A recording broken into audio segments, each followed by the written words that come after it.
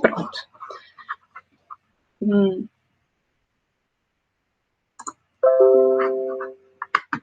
Bom,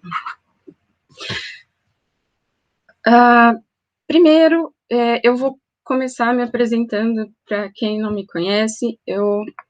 A Aline já falou um pouquinho, eu também tenho especialização em psiquiatria e atualmente eu trabalho no CAPS, no Centro de Atenção Psicossocial, Inácio Ferreira, e eu acho que isso contribui um pouquinho para a nossa visão da saúde mental, né?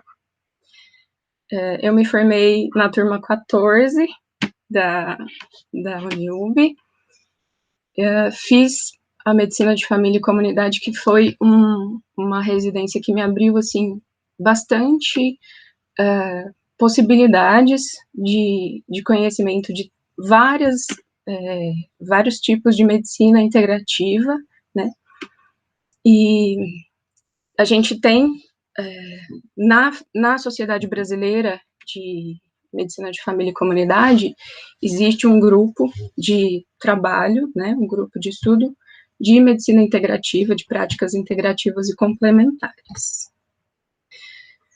Bom, essa aqui é a minha família, metade dela, a outra metade não quis aparecer na foto. Em relação à espiritualidade, existe um grande preconceito, assim, uma grande dificuldade de algumas pessoas aceitarem que é um tema acadêmico, né? O preconceito, né, como opinião preconcebida, ele atrapalha bastante e ele é anticientífico, né? Quando a gente pensa na quantidade de estudos, na quantidade de evidências que a gente tem em relação à saúde e espiritualidade, não tem como você negar que é um assunto científico, um assunto acadêmico, e negar esse fato é ser anticientífico. Tive, na faculdade, algumas dificuldades com alguns professores, assim, muito poucos, sabe? A maioria tem abertura e percebe que é uma necessidade a implementação da espiritualidade no currículo de formação da graduação, né?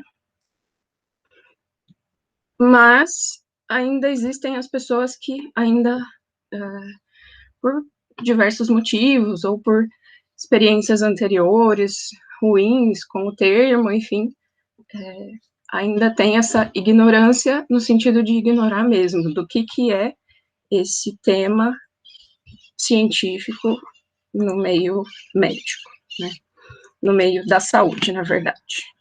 A gente tem muitas produções de pesquisas em saúde e espiritualidade com o pessoal da enfermagem, tem bastante produção lá de Ribeirão Preto, e eles produzem muito mais do que o pessoal das outras áreas da saúde. Em termos leigos, então, a espiritualidade é uma característica ou qualidade do que tem ou revela intensa atividade religiosa ou mística, religiosidade, misticismo. Aqui, isso é do dicionário, né? E é importante a gente se atentar para esses opostos aqui, a carnalidade, materialidade, mundanidade, enfim.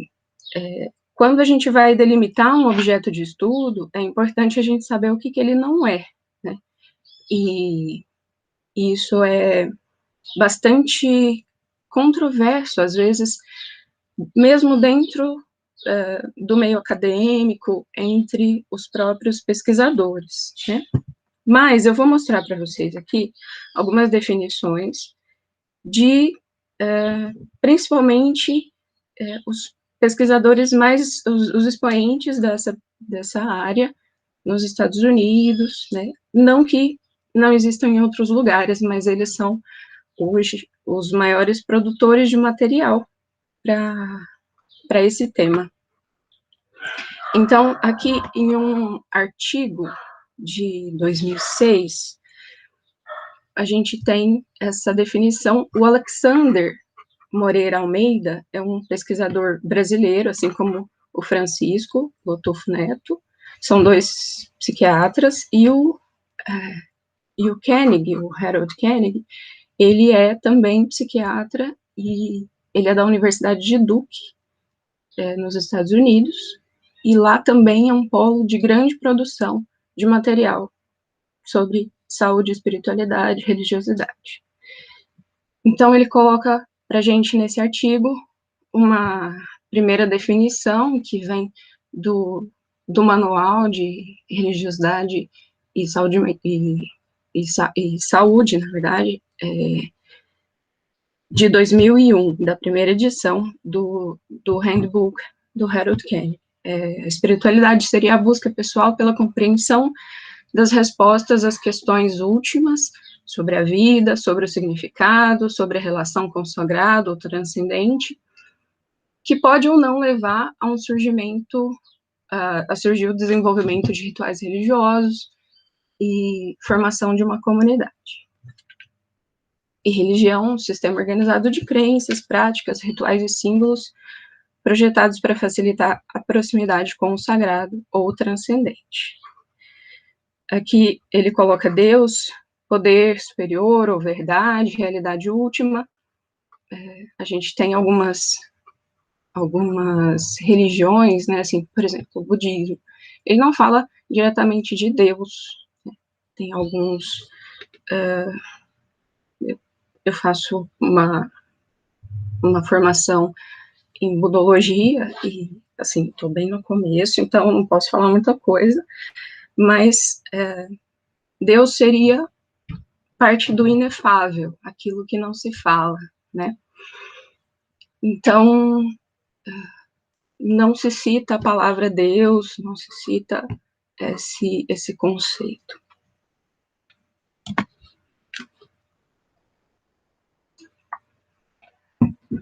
Aqui, nesse novíssimo, né, saiu do forno o ano passado, foi lançado em abril de 2020, o Handbook, o Manual de Espiritualidade, Religião e Saúde Mental, também da Universidade de Duke, junto com outro pesquisador.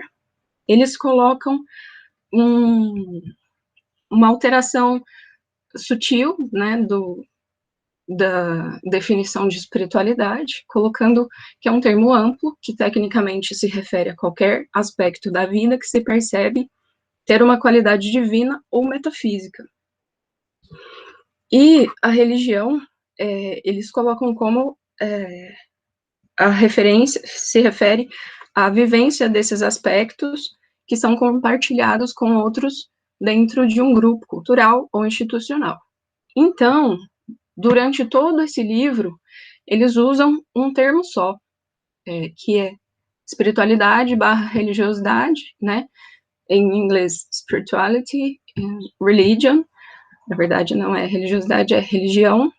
E eles usam esse unitermo porque em alguns, como eles perceberam na prática clínica deles, há pouca distinção para a maioria das pessoas entre esses dois termos. Então, para questão científica, para a questão de delimitação de objeto de estudo e de nominação, eles usaram um termo unitário, espiritualidade / religião, tá? Apesar de saberem que são construtos diferentes. Deixa eu só controlar meu tempo aqui. Bom, como então que a espiritualidade pode interferir na saúde mental das pessoas? Eles colocam para a gente nessa revisão, nesse artigo de 2006, alguns temas, né, alguns eixos, como a religiosidade e a espiritualidade levam a comportamentos e estilos de vida mais saudável, apoio social, o grupo de apoio social é uma coisa muito importante nessa prevenção em saúde mental, até mesmo nos tratamentos, né, de transtornos mentais. Práticas religiosas que aliviam o sofrimento psicológico. A gente tem, hoje em dia, bastante produção também em relação ao mindfulness, né, que é uma variante da meditação budista, do Zen budismo, mas que, assim, é criticada em parte por alguns budistas, por não ter a parte filosófica do budismo, né? Então ser só um exercício, mas a gente vê isso mostrando benefícios em controle de dor, em controle de ansiedade, em controle de sintomas depressivos, né? A expressão idiomática para expressar o estresse. Tem algumas vivências religiosas que ajudam as pessoas a expressar o estresse de uma forma aceitável pelo grupo, né? E isso ajuda a aliviar a tensão, ajuda a aliviar esse estresse. Então, isso também produz saúde mental, né? Por último, eles citam o desenvolvimento de um sistema de crenças e processos cognitivos que promovem maior aceitação de si mesmo, do próximo e promoção de resiliência. E aí, essa palavra resiliência, né, vem também citando em vários artigos como um dos mecanismos de como a espiritualidade pode interferir na saúde mental, nos tratamentos de transtornos mentais, etc.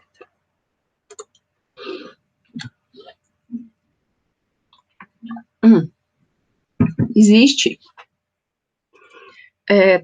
dois termos que são mais frequentemente usados, né? Existe o coping religioso positivo e o coping religioso negativo, que são formas de enfrentamento que aquela religião ou aquela forma de espiritualidade promovem no indivíduo. E tem em alguns outros artigos esse mesmo significado, né, com outro nome, de luta religiosa, de enfrentamento. E aí, na maioria dos artigos, se adotou esse termo, coping religioso, positivo ou negativo. Então, o enfrentamento religioso, ele pode servir a 5 propósitos, né? O propósito espiritual, de busca de significado, de propósito, de esperança. O propósito de autodesenvolvimento, de autoconhecimento, para que a pessoa consiga perceber as suas dificuldades e elaborar isso, né? A resolução, autoeficácia, o coping religioso, ele pode promover esse aumento de eficácia ou até mesmo a diminuição de autoeficácia, como a gente vai ver um pouquinho mais na frente. O compartilhamento, né? Os grupos criam proximidade, conexão com uma comunidade, e isso é uma das formas de manutenção de saúde mental. Serve também ao propósito de contenção, ajuda a manter as emoções e o comportamento sob controle. Isso a gente vê bastante na prática clínica, quando, por exemplo, um usuário de substância, usuário de drogas ou álcool entra para a igreja e dentro da igreja esse comportamento não é aceito. Então, ele freia esse vício, né, para poder se manter dentro desse grupo, e acaba que esse grupo auxilia ele na manutenção da abstinência. Qual que é a definição de coping religioso negativo? Ele pode ser definido como qualquer crença religiosa ou espiritual disfuncional, que seja capaz de gerar ou agravar um tipo de sofrimento mental. Ele tem a ver com agentes sobrenaturais, a pessoa acreditar que Deus pune o mal ou demônios o assediam, conflitos interpessoais com as instituições, né, dificuldades de comunicação e de objetivos, né, entre as pessoas da instituição, e conflitos intrapessoais, envolvendo questões internas sobre o sagrado, preocupações morais, dúvidas sobre a própria espiritualidade e percepção da falta de sentido da vida. Existe também uma divisão entre religiosidade organizacional, não organizacional e intrínseca. A religiosidade organizacional, ela se refere à frequência em encontros religiosos, missa, culto, cerimônia. A não organizacional tem a ver com as atividades religiosas privadas, como as orações, leituras, meditação, ouvir, assistir programas religiosos na TV ou no rádio. E a religiosidade intrínseca, ela se refere à busca de internalização e vivência plena da religiosidade como principal objetivo do indivíduo. Fins imediatos são considerados secundários e alcançados em harmonia com princípios religiosos básicos. Então, esses fins imediatos seriam benefícios, benefícios imediatos com a prática da religião ou com a vivência dessa espiritualidade. E aí, nesse livro, o Manual de Espiritualidade, Religião e Saúde Mental, existem vários capítulos falando sobre diversos transtornos mentais, né? Mostrando as pesquisas. Eles fizeram um compilado dessas pesquisas, né? Fizeram um resumo, uma revisão, e conseguem mostrar para a gente algumas evidências. Então, em relação aos transtornos do humor, que tem a ver com transtornos depressivos, transtorno afetivo bipolar, esses são os transtornos do humor, né? Existem evidências robustas de que a espiritualidade / religião costumam predizer a gravidade e o curso dos sintomas de humor, particularmente a depressão. Então, apesar de serem geralmente positivos os efeitos da espiritualidade na depressão, existem também uma possibilidade de agravação ou de aumento do curso dos sintomas por causa dessa religiosidade, por causa de algum tipo de enfrentamento negativo, tá? No transtorno afetivo bipolar, que o TAB, eles têm poucos estudos, existem evidências limitadas que sugerem que esses recursos da espiritualidade, da religião, são comumente aproveitados pelos pacientes, mas são efeitos benéficos principalmente em relação ao suicídio e à qualidade de vida. Então, eles não alteram tanto gravidade, curso, mas têm efeitos bem marcados na prevenção do suicídio e na melhora da qualidade de vida.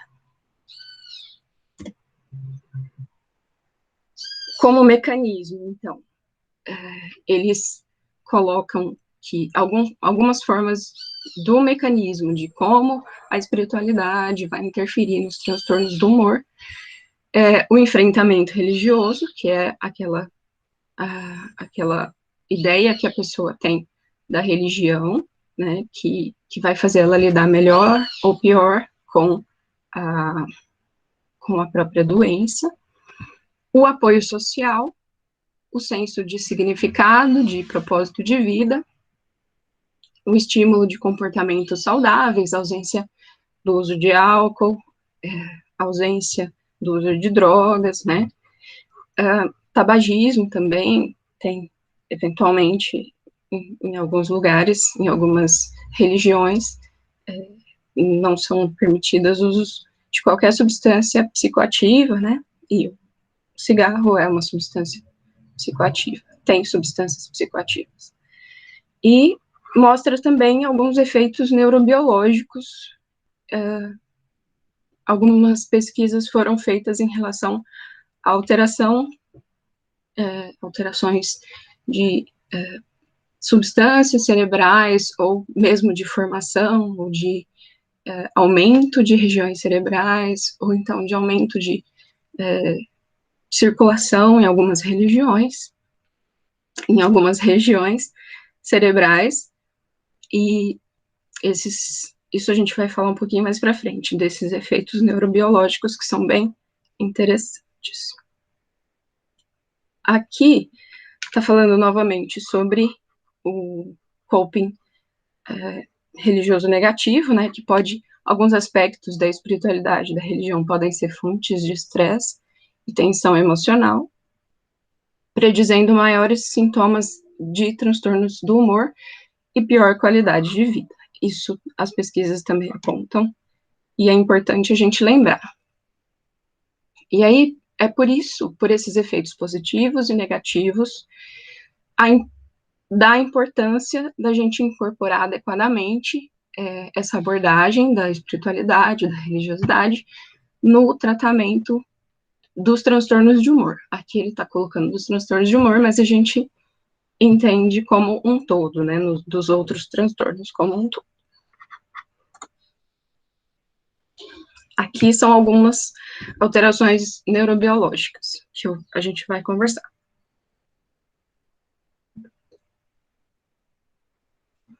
Estudos de neuroimagem funcional de adultos saudáveis revelam que a intensidade das experiências religiosas autoevocadas estavam associadas a um aumento de fluxo sanguíneo em várias sub-regiões do córtex pré-frontal, né, e parietal. Vocês conseguem ver minha setinha? Ou só eu que consigo ver a setinha?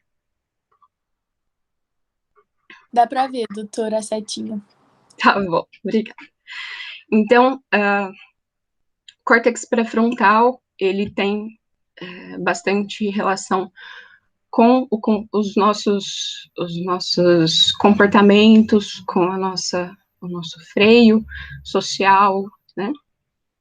E as regiões parietais, elas são bastante relacionadas à sensação do corpo, ao sentir o corpo e tal. Outros dados apontam para um aumento do fluxo sanguíneo bilateral no córtex frontal, né? Giroscópios singulados e tálamo, e redução do fluxo sanguíneo na parte superior do córtex parietal, responsável pela representação do corpo durante a oração e meditação religiosa. Então, tem algumas experiências de meditadores antigos, né, de meditadores frequentes, que eles relatam uma ausência de corpo, né, uma ausência de sensação corporal. Então, isso daqui é um dos mecanismos de por que isso existe, né, com a diminuição dessa circulação nessas áreas responsáveis pela representação do corpo.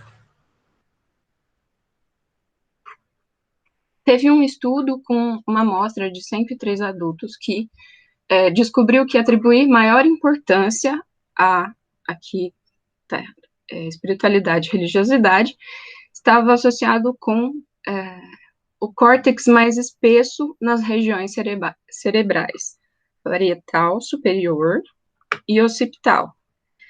A espessura nessas regiões foi inversamente correlacionada com sintomas depressivos. Então, quanto menos espesso, maiores sintomas depressivos, né? Especialmente entre indivíduos com alto risco de depressão. Então, mostra mais um efeito neurobiológico dessa atribuição de importância da espiritualidade na prevenção de doenças mentais, de transtornos mentais.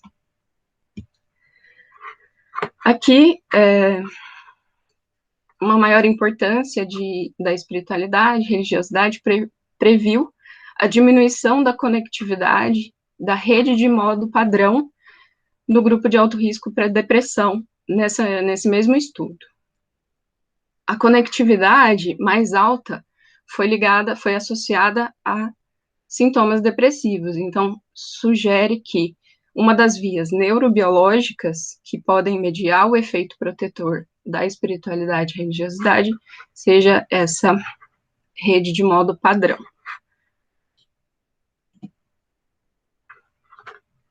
Se a oração e outras práticas religiosas, como meditação, ativam várias áreas do cérebro, incluindo estruturas do lobo frontal, essa ativação pode ajudar a regular o sistema imunológico e o sistema nervoso autônomo, diminuindo a pressão arterial, diminuindo a frequência cardíaca, diminuindo a produção de cortisol. Isso mostra um outro efeito positivo da prática religiosa no cérebro.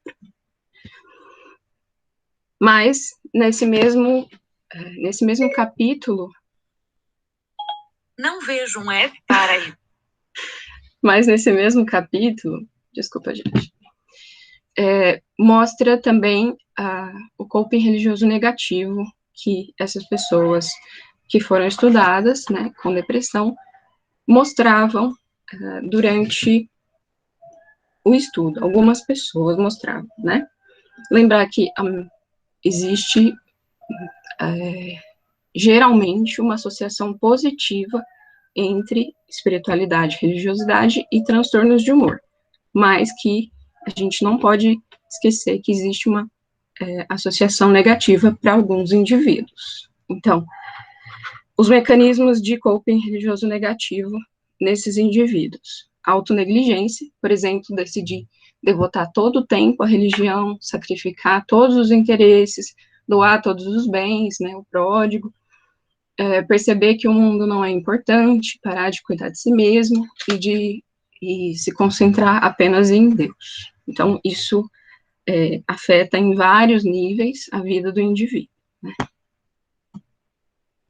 Ou então, a autoadoração, por exemplo, decidir se afastar de Deus, a pessoa se desapontou com aquela religião ou com aquela crença, e aí ele decide se afastar de Deus, morar sozinho,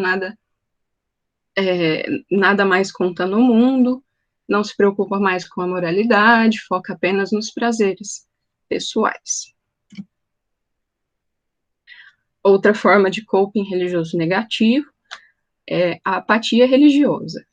Por exemplo, perder o interesse por Deus, pelas outras pessoas, por si mesmo, a acreditar que a vida não tem sentido, para de se importar com as coisas que acontecem, né? Essa pintura aqui foi maravilhosa para mostrar a apatia, né? Então, ela tá tão apática que borboletas pousam no rosto dela e ela não se move.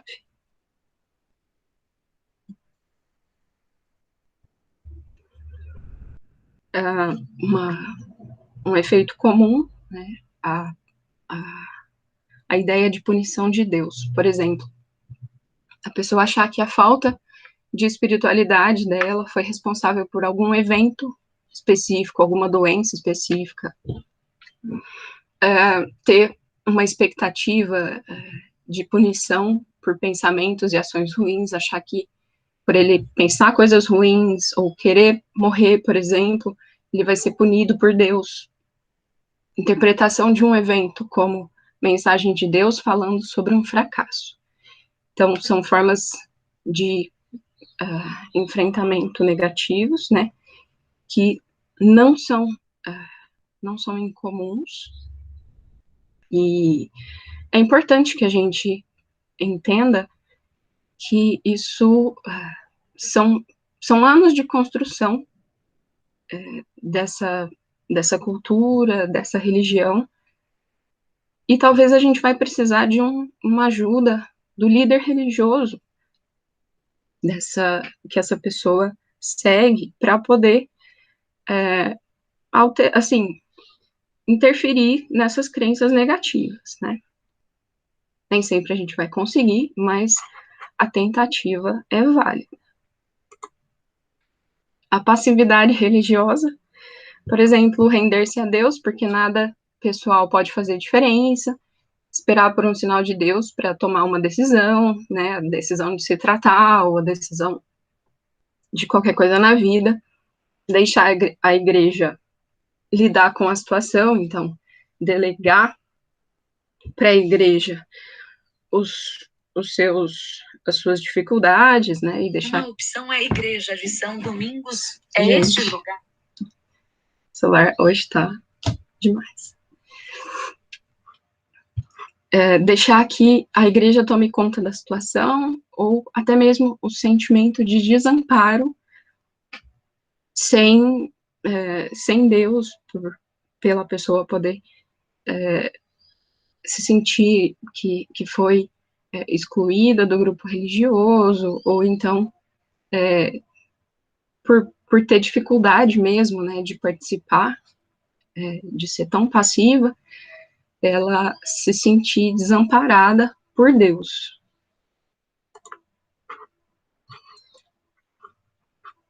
Outra forma de coping negativo, a vingança religiosa, por exemplo, rezar ou orar para que Deus puna os verdadeiros pecadores, pedir para Deus ferir as outras pessoas, ou acreditar que Deus vai ter sua própria vingança, né, sobre aqueles que pecam. Isso tem diversas implicações negativas na saúde mental, né? A negação religiosa, por exemplo, a pessoa entrar num estado de negação a ponto de ela não poder se sentir mal, ela se recusa a se sentir mal, se recusa a se sentir incomodado ou chateado por causa dos ensinamentos da fé, ou da vontade, ou dos planos de Deus. Então, por exemplo, na minha religião, eu tenho como preceito a alegria, né, ter uma fé alegre, ter uma fé disposta, e aí eu tô me sentindo mal, então eu não posso me sentir mal por causa disso, porque a minha religião diz que é para ser dessa forma, então eu não posso ser dessa outra forma. Raiva de Deus por culpar Deus por eventos ruins, por Deus não ouvir as orações pessoais, ou por ele permitir que as coisas ruins aconteçam. São esses os mecanismos que foram citados lá no capítulo de transtornos de humor. Tem a parte do suicídio. Suicídio é a principal causa de morte nos Estados Unidos, e isso eu não sabia, e houve pouco progresso na redução das taxas de suicídio nas últimas décadas. A maioria dos pesquisadores são norte-americanos, né, então eles trazem dados dos Estados Unidos. A participação na religião é um fator de proteção consistente contra tentativas de suicídio, contra conclusões do suicídio, né? E as evidências disponíveis mostram que a afiliação ou identidade religiosa e a frequência regular a serviços religiosos estão associados a uma redução múltipla do suicídio. Interessante que nos transtornos de ansiedade existem resultados conflitantes, né? Alguns aspectos comportamentais da espiritualidade, da religião, como frequência a serviços religiosos, frequência de oração, de outras coisas, de outros rituais religiosos, tendem a estar supostamente relacionados a aumento desses sintomas de ansiedade. Mas isso quando a gente olha para a religião, para a religiosidade extrínseca, né? Frequência a serviços religiosos, a prática externa, né? Por outro lado, facetas internas, a religiosidade intrínseca, como crenças, atitudes, motivações, tendem a ter uma associação muito mais forte e consistente com os transtornos com a melhora dos transtornos de ansiedade, né?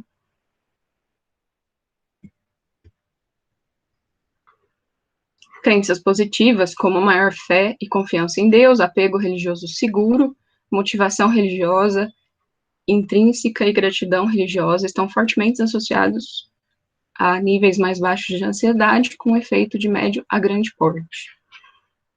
E as crenças espirituais, religiosas negativas, e atitudes como punir Deus, a avaliação dos outros, né, a importância que se dá à avaliação dos outros, raiva e desconfiança para com Deus, apego inseguro ou evitativo a Deus, motivações religiosas extrínsecas, todos esses predizem maiores sintomas de ansiedade, como significância clínica e estatística. Então, existe uma associação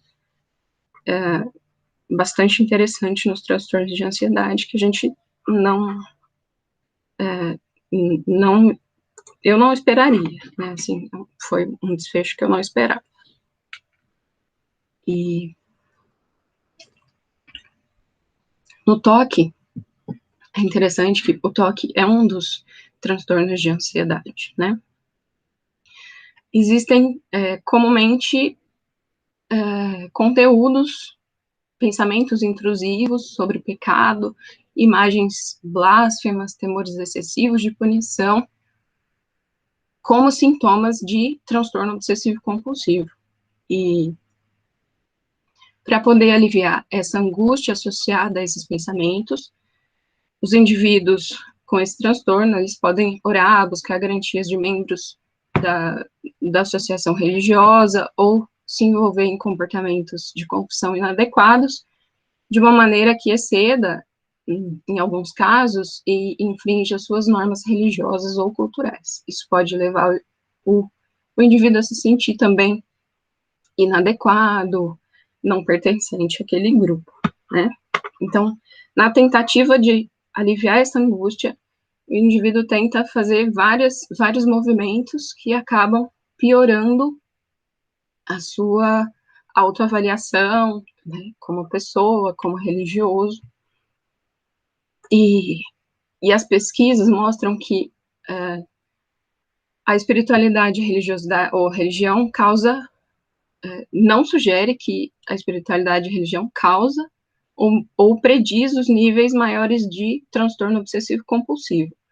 Mas, quando os indivíduos religiosos desenvolvem o transtorno obsessivo-compulsivo, os sintomas tendem a assumir temas religiosos. E as pesquisas mostram também que a presença dessas obsessões e compulsões religiosas prediz piores resultados no tratamento do toque. Então, aqui a gente está vendo uma associação negativa, né?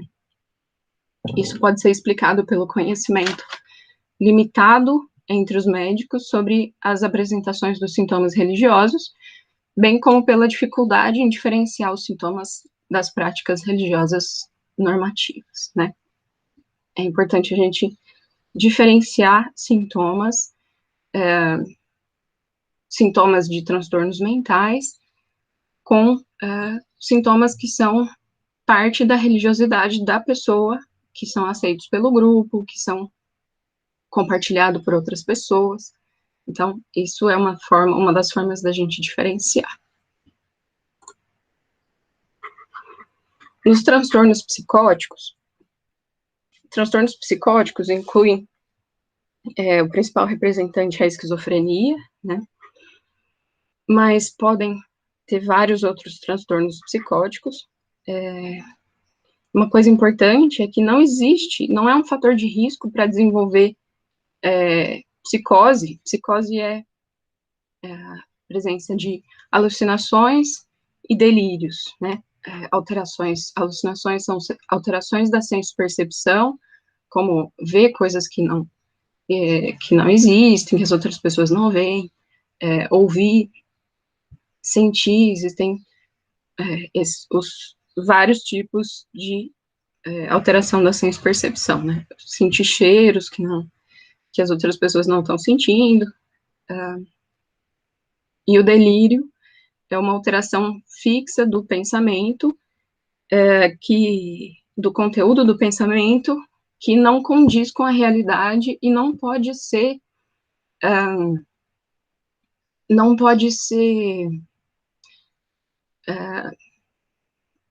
a pessoa não pode ser dissuadida desse pensamento com argumentos lógicos, né?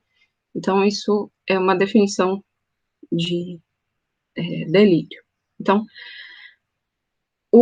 a espiritualidade, a religiosidade da pessoa não é um fator de risco para desenvolvimento de psicoses. Ao contrário, os processos psicóticos podem cooptar com esse aspecto da diversidade humana, né, e produzir sintomas dessa natureza. E existe importante o papel de apoio para pacientes psicóticos como um recurso de enfrentamento e forma de encontrar sentido na vida. Esses estudos dizem isso para a gente, que o fato da pessoa que tem um transtorno psicótico encontrar um sentido na vida através da espiritualidade, da religião, é um fator protetor, um fator que mostra melhora no prognóstico dessa pessoa. E a psicose e o sofrimento relacionado podem ser muito exacerbados pela presença de coping religioso negativo.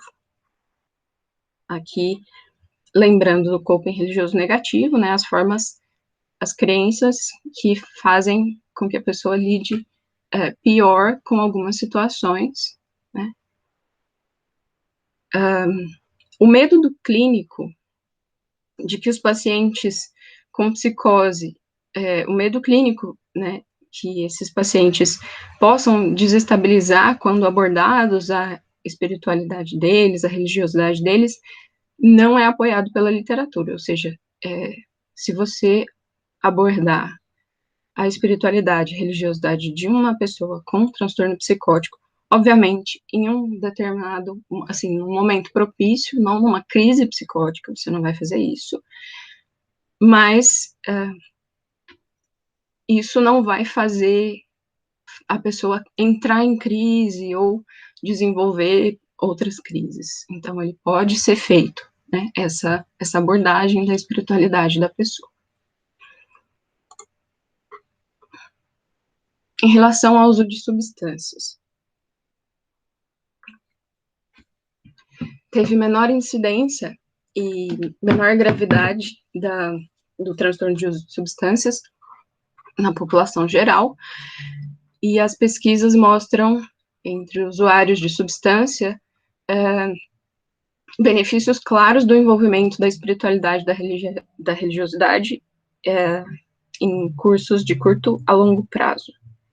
Ela precisa ser parte do menu de opções de cuidado, essa abordagem espiritual religiosa, e para quem conhece os 12 passos dos narcóticos anônimos, né, para quem não conhece, são passos de readequação para que a pessoa consiga se manter abstinente e entender alguns mecanismos da própria personalidade que fazem ela manter o vício. São interessantíssimos os 12 passos dos narcóticos anônimos, e 7 desses passos se referem a Deus ou a um despertar espiritual. Então, está intimamente ligado com espiritualidade, religiosidade, esse programa. Apesar de não ser de uma afiliação religiosa específica, ele tem essa abordagem religiosa e espiritual. Tem outros estudos que mostram outros comportamentos de vícios, né, de adicção, como o jogo patológico, outros tipos de vícios que são abordados no livro também, como a dor pode ser mediada pela espiritualidade, religiosidade da pessoa, principalmente pessoas com dores crônicas, né? Como que problemas familiares são mediados nesse sentido, e cuidados no final de vida, cuidados paliativos, né? Como que se aborda e quais são os benefícios dessa abordagem no final da vida, no cuidado paliativo. Existem mais de 70 escalas, mais de 70 formas de se abordar, né, formas delimitadas de se abordar a espiritualidade e religiosidade na clínica. E aí eu trouxe aqui para vocês só um exemplo dessas escalas, né? Trouxe para vocês os exemplos, as 3 primeiras escalas, nos próximos slides. Mas para vocês, para curiosidade, né? Existe uma escala de coping religioso espiritual. Tem um inventário de religiosidade intrínseca. E tem essa medida multidimensional breve de religiosidade, que é também bastante interessante. Durel é uma escala que foi desenvolvida em Duke, né, na Universidade de Duke, e para quem respondeu a pesquisa, tem familiaridades aqui. Ele conta, então, com a religiosidade extrínseca, com a religiosidade intrínseca e com a organizacional, né? Tem aqui o questionário, os 2 questionários como método mnemônico, né? As primeiras letras. A fé, a importância ou a influência dessa fé na saúde. O C, a comunidade, né? Se a pessoa faz parte de um grupo, se ela tem esse apoio social. E ação no tratamento, como que essa pessoa gostaria que o médico ou profissional de saúde considerasse a religiosidade no tratamento, né? Ou até mesmo a solicitação de uma visita de um líder espiritual, por exemplo, durante uma internação, isso pode ser feito. Isso é feito com, assim, muita excelência pelo grupo de cuidados paliativos do hospital de emergências lá da USP. Tem também o questionário HOPE, né? Fontes de esperança, religião organizada, espiritualidade pessoal e prática, e efeitos no tratamento. Então, essas são formas de se seguir um roteiro para poder abordar essa questão na prática clínica, né? Aqui tem algumas referências, as referências de onde tirei essa apresentação, e aqui tem algumas indicações para vocês de textos, de vídeos. Tem um canal no YouTube do NUPS, do Núcleo de Estudo em Saúde e Espiritualidade, da Universidade de Juiz de Fora. Tem alguns vídeos, né, do Alexander. Tem esse vídeo dos relatos de experiência de quase morte, foram do Congresso de Espiritualidade e Religiosidade que aconteceu esse ano. Eu estava nesse congresso, e no meio do congresso foi decretada a pandemia, então foi uma situação tensa, mas foi um congresso maravilhoso. Tem alguns vídeos de apresentações lá nesse canal do NUPS, tá? E era isso que eu tinha para falar para vocês, pessoal.